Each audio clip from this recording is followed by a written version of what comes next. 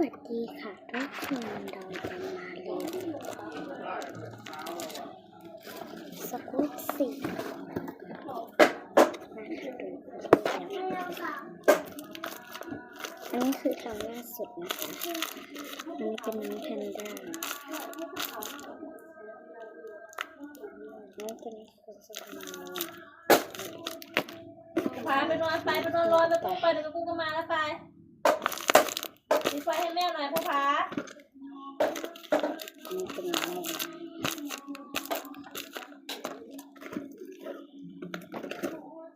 อันสุดท้ายก็อยากให้เห็นอะไรคือเป็นน้องกระติกบ้าง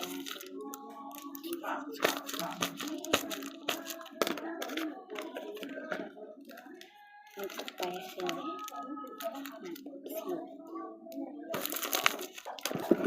ต่อไปคือสูงอันนี้เพื่อนเราชอบ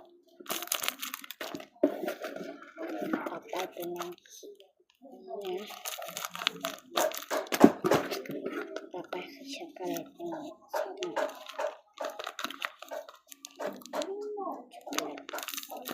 ากนี่คือสโลว์โม่สโลว์ที่สุดนะเนี่ย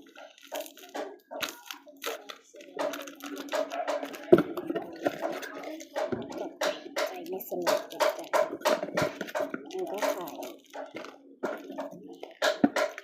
ต่อไปส้มอันสุดท้ายนี่ส้มที่มันแล้วก็ติดแค่นี้แหละ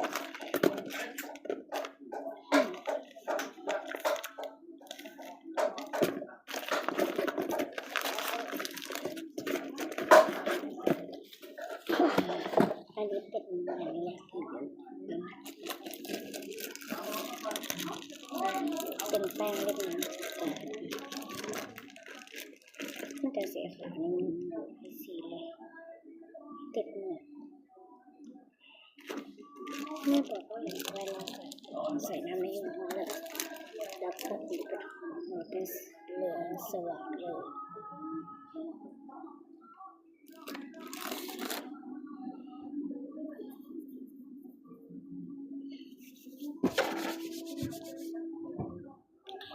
ใครเอาน้องไป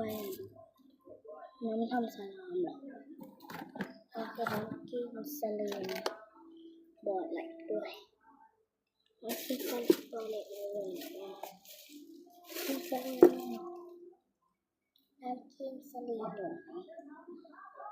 ไม่เป็นไรวันนี้ก็